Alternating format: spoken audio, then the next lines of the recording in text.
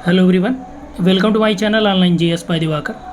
तो जैसा कि आपको पहले ही पता है, हम लोग जो हरियाणा का आपका सब्जेक्टिव पेपर है ज्योग्राफी का पीजीटी, वही हम लोग सॉल्व कर रहे हैं। उसी सॉल्व की प्रक्रिया में हम लोग यहाँ पे एक प्रश्न देखेंगे जो आपसे अक्सर पूछा जाता है। और यहाँ पे देखिए, हरियाणा के कई ऐसे प्रश्न हैं जो यूपीएससी ऑप्शनल ज्योग्राफी के प्रश्न हूबहू उठा के रख दिए गए हैं, जो हरियाणा पीजीटी में आपके पूछे गए हैं। एक दो प्रश्न तो एकदम करंट से इतने रिलेटेड दिए हैं कि लग रहा है कि वो प्रवक्ता नहीं बल्कि आईएएस आपको बनाने वाले हैं। फिर भी कोई बात नहीं, वहाँ पे जो चीज़ें जो सिलेबस है उसके अकॉर्डिंग हम लोग बात कर रहे हैं। अभी आपका जो है 7 सितंबर को जो रिटेन का यानी प्रैक्टिस का, मेंस का या आपके सब्जेक्टिव का जो बैच चल रहा था वो हो जाएगा कंप्लीट।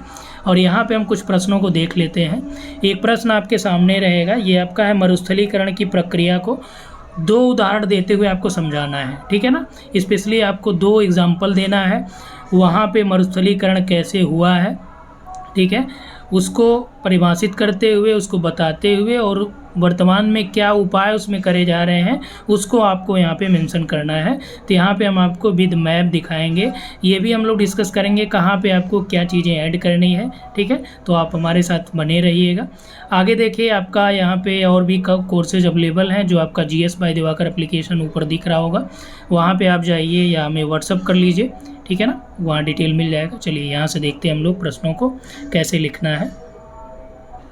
चलिए देखते हैं। यहाँ पे देखिए, आपका जो प्रश्न दिया गया है कि किसी क्षेत्र में मरुस्थलीकरण की प्रक्रिया को 2 उदाहरण देते हुए आपको समझाना है। मतलब किस कारण से मरुस्थलीकरण होता है, ये प्रश्न चूँकि और बड़ा था, ठीक है।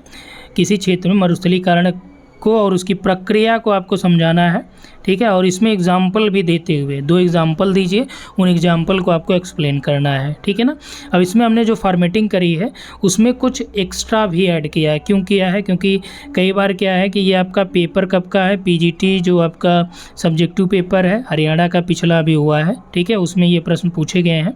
तो इसमें क्या है कि ये भी आपका पूछ सकता है कि मरुस्थलीकरण को परिभाषित करते हुए उसके कारणों को स्पष्ट करिए, ठीक है, ये भी आपका प्रश्न पूछा जा सकता है।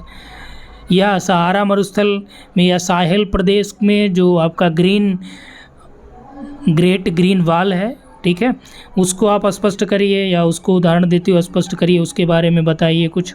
तो इस तरह के प्रश्न आपसे पूछे जा सकते हैं, ठीक है। तो यहाँ पे आपको लिखना कैसे वो समझिए।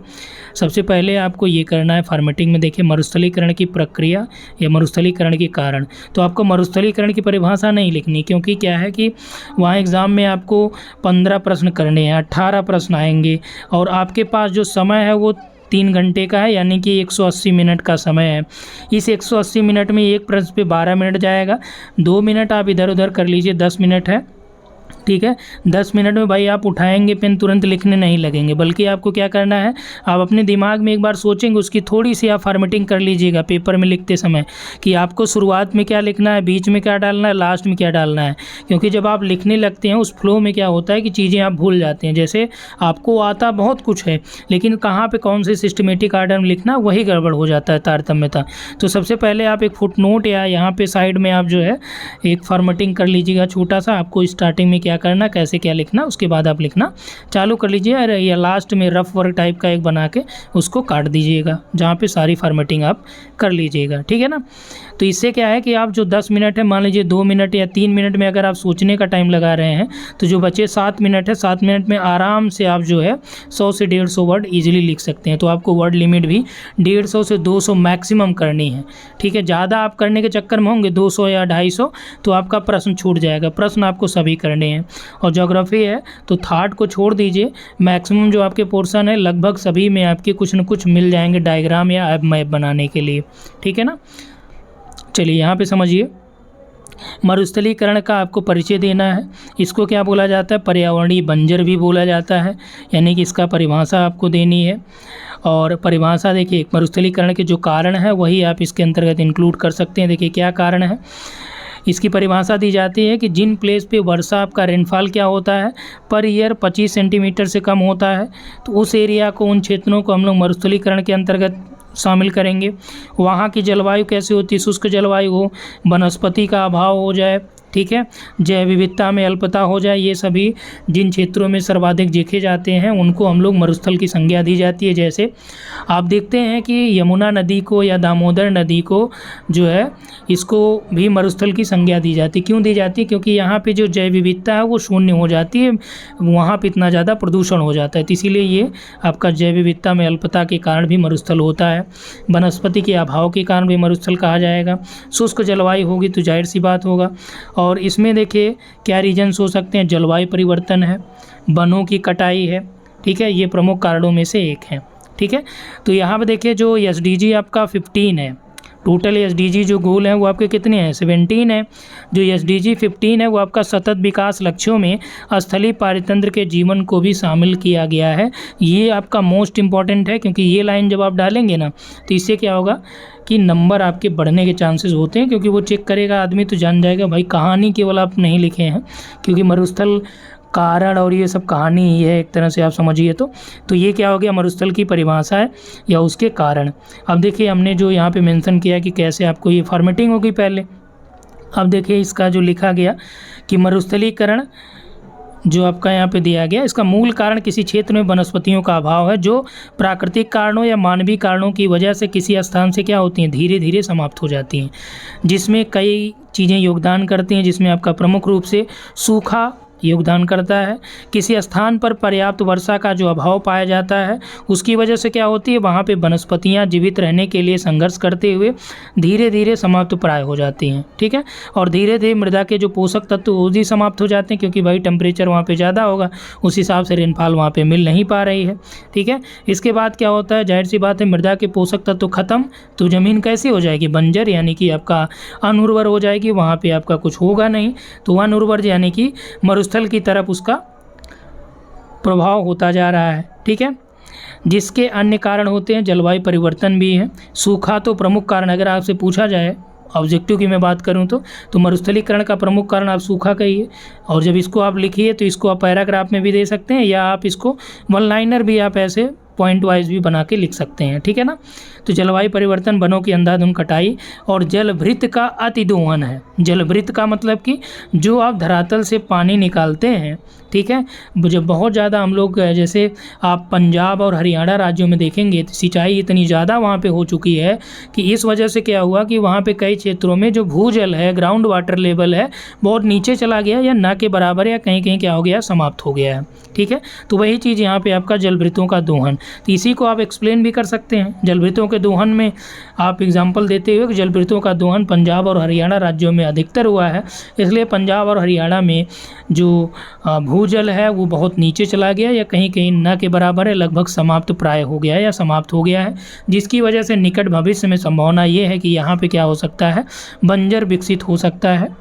ठीक है, तो ये आप एक अनुमान लगा सकते हैं कि हाँ ये हो सकता है। आगे देखिए एक फैक्ट डेटा यहाँ पे देखिए, संयुक्त राष्ट्र के अनुसार 24 मिलियन टन जो उपजाऊ मिट्टी है ये क्या हो रही है, ख़त्म हो गई। क्यों ख़त्म हो गई? क्योंकि ये अब धीरे धीरे अनुर्वर हो गई, मतलब ये आपका अनफर्टाइल हो गई है, अब इसका यूज नहीं करा जा रहा है।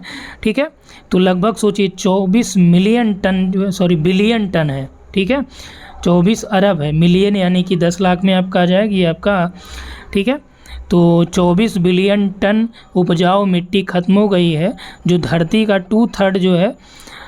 ठीक है, नेक्स्ट पॉइंट है ये धरती का, यानी कि अर्थ का लगभग 2/3 हिस्सा रेगिस्तान बनने की प्रक्रिया में है। दूसरा पॉइंट हो गया, यदि ध्यान नहीं दिया गया तो 2050 तक खाद्य संकट संपूर्ण विश्व में होगा। तो अब यहाँ से आप क्या कर सकते हैं, एक प्रश्न आपका यहाँ से ये भी हो सकता है कि मरुस्थलीकरण प्रक्रिया भविष्य में विश्व में खाद्य संकट उत्पन्न कर सकती है? स्पष्ट कीजिए या विवरण दीजिए या इसको तर्क संगत व्याख्या करिए। इस तरह से प्रश्न आपका दे सकता है, जैसे जलवायु परिवर्तन, खाद्य सुरक्षा या खाद्य संकट। ठीक है, इस तरह से। चलिए अब देखिए इनके मानवीय कारणों की हम लोग बात करें जिनकी वजह से आपका मरुस्थलीकरण होता है, उसमें वनों की कटाई, खराब कृषि पद्धति, संसाधनों का अधिक दोहन, ये सारी चीज़ें शामिल की गई। प्राकृतिक और मानव जनित, विशेषकर इसमें आपका मानव जनित कारण ही है। ठीक है, प्राकृतिक कारणों में आपका जलवायु परिवर्तन हो रहा है, लेकिन वो भी क्या है, हम लोग ग्लोबल वार्मिंग कर रहे हैं या जो आप प्रदूषण कर रहे हैं उसकी वजह से क्लाइमेटिक चेंज हो रहा है। नेचर नहीं कुछ कर रही है उसमें, भाई नेचर को आप छेड़ेंगे तो उसमें वो क्या करेगी, परिवर्तन करेगी। तो आपने नियतिवाद संभववाद पढ़ ही लिया होगा, तो उससे आप स्पष्ट रूप से जान रहे हैं। अब देखिए मरुस्थलीकरण से सर्वाधिक प्रभावित जो महाद्वीप है वो कौन सा, अफ्रीका है। तो जब आप एक पॉइंट ये भी ऐड करेंगे तो इससे भी आपका क्या होगा, नंबर बढ़ेगा। तो पहला जो हम लोगों ने मरुस्थलीकरण कारणों के बारे में बात करा, तो इसको आप अपने हिसाब से जो हमने बताया, ज़रूरी नहीं कि जो लिखा गया हूबहू यही लाइन लिखिए, आप अपनी भाषा में, लेकिन ये वर्ड और ये फैक्ट चीज़ें आप वहाँ पे शामिल कर सकते हैं। ठीक है ना, लिख सकते हैं। अब देखिए नेक्स्ट आपका जो पॉइंट दिया गया, एग्जाम्पल आपका कौन सा मेंशन करना है। ठीक है ना, ये भी ध्यान रखना है। एग्जाम्पल में देखिए, एग्जाम्पल वैसे आप यहाँ पे झिंजियांग प्रांत चाइना का भी इंक्लूड कर सकते हैं, लेकिन हमने साहेल क्षेत्र को लिया है। ठीक है, साहेल प्रदेश। अब एग्जाम्पल को स्पष्ट भी करना, उदाहरण से समझाना भी है, प्रश्न आपसे यही पूछा है। साहेल प्रदेश कहाँ पे है, ये आपका साहेल प्रदेश जो है उत्तरी अफ्रीका में पड़ता है, जो सहारा और समाना वाला जो रीजन है उनके बीच की जो पट्टी है वो आपकी पड़ती है। ठीक है, तो यहाँ पे देखिए उत्तरी अफ्रीका का है, और ये आपका भूमि की पट्टी है जो कहाँ पे किनके बीच का, सहारा और सवाना वर्षा वनों के बीच का क्षेत्र है। अब देखिए हमने ये शॉर्ट फॉर्म में लिखा है, केवल ये आपका फॉर्मेटिंग किया है, डिटेल्ड आपको लिखना है। ठीक है, आपको ये लिखना है कि उदाहरण के तौर पे हम लोग प्रथम उदाहरण साहेल क्षेत्र को लेते हैं जो उत्तरी अफ्रीका का भाग है ये। ठीक है, जो सहारा और सवाना वर्षा वनों के बीच की एक बृहत भूमि की पट्टी है, यहाँ पर अतिदोहन की वजह से, ठीक है, यहाँ पर अतिदोहन की वजह से मरुस्थलीकरण की प्रक्रिया देखने को मिल रही है, क्योंकि 1968 का सूखा और 1993 के बीच यहाँ पे सूखा पड़ा, और इसी सूखे होने के कारण जो है यहाँ की जो भूमि हुई वो धीरे धीरे आपकी अनुपजाऊ हुई, क्योंकि सूखे की वजह से वनस्पतियों का अभाव हो जाता है और मृदा के पोषक तत्व खत्म हो जाते हैं, और इसी कारण से भूमि क्या हुई, बंजर होती चली गई। और जिसे हम लोग आगे कहें कि सहारा मरुस्थल का दक्षिण विस्तार भी धीरे धीरे होता रहा है, उसी विस्तार को रोकने के लिए साहेल क्षेत्र में एक महान हरी दीवार बनाई गई, यानी कि आपका ग्रेट ग्रीन वॉल बनाई गई अफ्रीका की, जिसे ग्रेट ग्रीन वॉल के नाम से भी जाना जाता है। और यह प्रक्रिया इसलिए करी गई ताकि जो सहारा मरुस्थल का विस्तार था दक्षिण की ओर वो रुक जाए। ठीक है ना,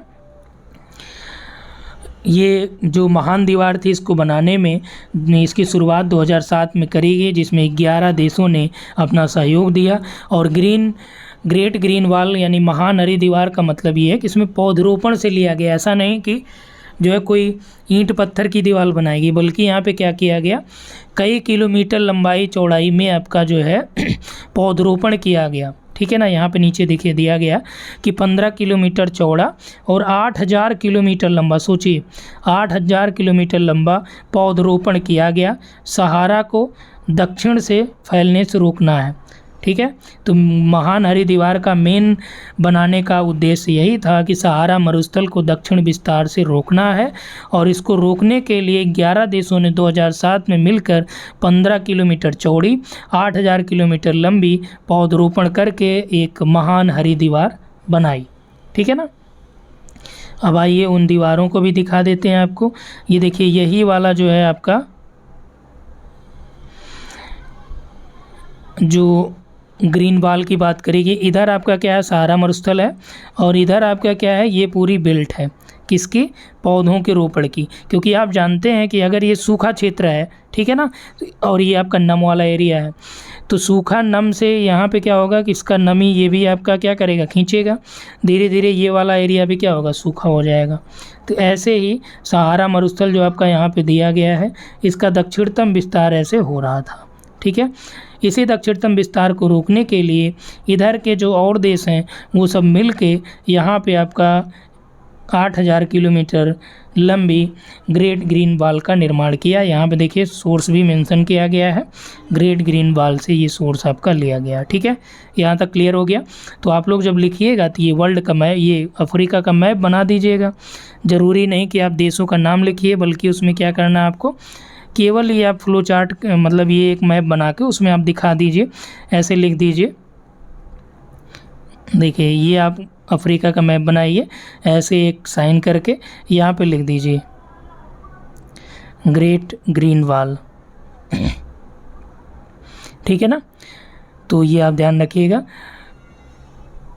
और देखिए यहाँ पे आप जब लिखते हैं ना, लिखते समय या तो हिंदी में लिख रहे हैं तो हिंदी में ही लिखिएगा, इंग्लिश में लिख रहे हैं तो इंग्लिश में ही लिखिएगा। एक चीज़ ध्यान रखिएगा इंग्लिश और हिंदी में लिखते समय कि आपका जो वर्ड है, जैसे आपने मान लीजिए लिखा कि टेक्नोलॉजी आपको लिखनी है ना, तो टेक्नोलॉजी को हिंदी में आप प्रौद्योगिकी भी लिख सकते हैं, या इसको टेक्नोलॉजी या इस तरह भी लिख सकते हैं। ठीक है ना, तो ये ऐसा नहीं कि आप इंग्लिश में ही टेक्नोलॉजी लिख दीजिए वहाँ पे लिखते समय मीन्स या सब्जेक्टिव वाला। ठीक है, तो ये आपको नहीं लिखना है, ये फॉलो करना है। ठीक है, तो इससे क्या होगा कि आपको नंबर वगैरह जो सारी चीज़ें हैं, और कुछ चीज़ें ये है कि आप उसमें स्पेशल चिन्ह मत बनाइए, जैसे आप स्टार मत बनाइए आप। ठीक है, स्टार नहीं बनाएंगे तो इससे फ़ायदा ये होता है ना कि आपका वो चिन्ह मान लिया जाता है कि आप किसी को इंडिकेट करने के लिए बनाए हैं स्टार वाला, बल्कि आप इसकी जगह डॉट कर लीजिए, या आप जो है ये यूज करिए 1 नंबर 2 नंबर या रोमन वर्ड यूज करिए। ठीक है ना, अब देखिए यहाँ पे आपका जो दिया गया है कौन कौन से देश इसमें शामिल करे गए जिनसे ये बनाया गया। मॉरिटानिया है, देखिए सेनेगल है, माली है, ठीक है, बुर्किना फासो है, नाइजर है, नाइजीरिया, चाड है, सूडान है, इरिट्रिया है, ठीक है, इथोपिया भी इसमें शामिल है, ये आपका सूडान है, ये तो है। ठीक है, इन सभी ने मिल के यहाँ पे क्या किया, एक ग्रेट ग्रीन वॉल बनाई थी। ठीक है, सब लोग मिल के यहाँ पे बनाया। ठीक है, पहला एग्जाम्पल हो गया, पहला चीज़ें आपने समझ लिया कि सहारा मरुस्थल के विस्तार को रोकने के लिए जो है महान हरी दीवार बनाई गई, उसी को साहेल प्रदेश के नाम से जाना जाता है। ठीक है ना, दूसरा एग्जाम्पल आपका है मरे डार्लिंग रिवर। तो मरे डार्लिंग जो बेसिन है ऑस्ट्रेलिया का है। ठीक है, मैप में दिखाया गया है। मरे डार्लिंग बेसिन जो है ये पूर्वी और दक्षिण पूर्वी ऑस्ट्रेलिया के विशाल क्षेत्र को कवर करता है। ठीक है, ऑस्ट्रेलिया के अधिकांश भाग को कवर करने वाले शुष्कता के विशाल क्षेत्रों में पूर्व में स्थित और बड़े पैमाने पर लंबे समय से सूखे के लिए यह असंवेदनशील क्षेत्रों में बना हुआ है, और रेगिस्तान या मरुस्थलीकरण इस क्षेत्र के भीतर एक बड़ा मुद्दा भी रहा है। क्यों? क्योंकि यह लगभग 2 मिलियन लोगों का घर भी रहा है यहाँ पे, मतलब जो मरे डार्लिंग बेसिन है वहाँ पे काफ़ी लोग निवास भी कर रहे हैं, और वहाँ पे क्या हुआ कि दोहन होने की वजह से क्या हुआ कि सूखे की स्थिति उत्पन्न हुई, रेगिस्तानीकरण या मरुस्थलीकरण होने लगा। और मरुस्थलीकरण वहाँ पे इसलिए बड़ा मुद्दा हुआ कि वहाँ पे 2 मिलियन लोग रह रहे हैं, लगभग 20 लाख से अधिक लोग रह रहे हैं वहाँ पे। ठीक है, अर्थव्यवस्था में भी इसका योगदान सोचिए, लगभग $10 मिलियन का है योगदान, किसका? मरे डार्लिंग बेसिन क्षेत्र का, ऑस्ट्रेलिया का। और यहाँ पे विभिन्न प्रजातियों का आवास क्षेत्र भी रहा है, जिसमें कुछ लुप्तप्राय हो गई। 1996 और 2012 तक यहाँ पे बिग ड्राई जैसा लंबा सूखा पड़ा। ठीक है, 1996 से लेके 2012 मतलब लगभग 10-15 साल लगातार सूखे से ये आपका जो है जूझता रहा है। इसकी वजह से वहाँ पे क्या हुआ, मरुस्थलीकरण या रेगिस्तानीकरण होना चालू हुआ, और इसकी वजह से वहाँ पे लगभग 2 मिलियन पॉपुलेशन, 10 मिलियन इकॉनमी, ठीक है, $10 मिलियन की वो प्रभावित हुई। ठीक है, सूखे के बड़े कारण की वजह से मरुस्थलीकरण देखा गया, जिससे कुछ मानवीय कारण हुआ, जिसमें अतिचारण था, लवणीकरण था, मृदाक्षरण था, अनुचित कृषि पद्धतियाँ थी। ये सभी कारण प्रमुख रहे थे, जिनको दूर करने के लिए अरबों डॉलर रुपए खर्च किया जा चुका है अभी तक, परंतु स्थिति अभी भी जो है दयनीय बनी हुई, अभी भी बनी हुई है। ऐसा नहीं कि पूरी तरह से समाप्त हो गया, साहेल प्रदेश भी आप पूरी तरह से नहीं समाप्त मान सकते हैं। ठीक है, यहाँ पे आपका मरे डार्लिंग रिवर है। अंततः हम ये भी कह सकते हैं, अब निष्कर्ष में आपको क्या लिखना है, अंततः ये भी कह सकते हैं कि मरुस्थलीकरण के उपरोक्त उदाहरण हमारे ग्रह पर मानवीय गतिविधियों व जलवायु गतिविधियों के विनाशात्मक परिणाम को दिखाते हैं। ठीक है, यह अति आवश्यक है कि हम सतत विकास लक्ष्यों को अपनाकर पर्यावरण संरक्षण पर जोर दें, जिससे हमारे आने वाले भविष्य और पीढ़ियों के लिए पृथ्वी का जो वातावरण है शुद्ध, मानवोचित बना रहे और आपकी आने वाली पीढ़ियों का जो भविष्य है वो कैसा हो, खुशहाल रहे। ठीक है, तो आप अपने जो आने वाली पीढ़ी है उनके लिए आप यही चीज़ छोड़ के जाइए, कम से कम जो पृथ्वी का वातावरण है वो शुद्ध बना रहे कुछ न कुछ, ताकि आपके जो बच्चे आने वाले आगे भविष्य हैं वो आपको गाली न दें कि यार वो तो सब गंदा करके चले गए। ठीक है ना, तो ये चीज़ें रहा है, ये प्रश्न रहा है, आपको कैसे लिखना है। आप कम टाइम में लिख सकते हैं, समझाने के लिए हमने बताया, तो थोड़ा सा लंबा टाइम हुआ है, लेकिन आप एक बार वीडियो देखेंगे समझ जाएंगे। ऐसे ही सारे प्रश्नों को आपको लिखना है। बस इतना है कि मैप कहाँ पे ऐड करना, ये सबसे ज़रूरी चीज़ ये है। साहिल प्रदेश आपने यहाँ पर लिखा उसके बारे में, फिर आप ये साहिल प्रदेश को मैप में ऐड कर लीजिए। अब ये आपको ग्रीन वाला नहीं बनाना, ध्यान रखिएगा। ठीक है, कोई यहाँ पे आपको मैप वहाँ पे कुछ नहीं करना है कि ले जाके चिपकाना है या ऐसे हमने कहा बनाने के लिए, ये नहीं करना है। ठीक है, ये आप केवल यही इतना बना देंगे तब भी कोई दिक्कत नहीं है। यहाँ पे आप ग्रेट ग्रीन वाल लिख दीजिए और लिख दीजिए साहिल प्रदेश। ठीक है ना, इतने में हो जाएगा काम। तो ये आपका प्रश्न आपके एग्ज़ाम में पूछा गया था, उसी का ये सॉल्व है। तो यहाँ पे इतना ही। Thanks for watching. यदि आपको जो आपका बैच चल रहा है उससे जुड़ना है तो आप इस नंबर पे व्हाट्सअप कर लीजिएगा, और अभी जो है आपके पास उतना टाइम है जितने में हम लोग कंप्लीट करा देंगे। आपका बैच जो चल रहा है 22 से चल रहा है, जो चीज़ें हुई हैं वो आपको मिल जाएंगी सारा का सारा। 7 सितंबर तक कंप्लीट हो जाएगा ये। तो जो आपका 5 से 6 दिन बचेंगे उसमें जो आप पीछे हुए हैं ये आप उसमें कंप्लीट कर लीजिएगा 22 से अब तक का। ठीक है ना, और इसमें आपकी पूरी फॉर्मेटिंग भी हर एक प्रश्न का अवेलेबल कराया जाता है, कहाँ पे क्या चीज़ें करनी क्या नहीं करना है। तो यहाँ पे इतना ही। Thanks for watching.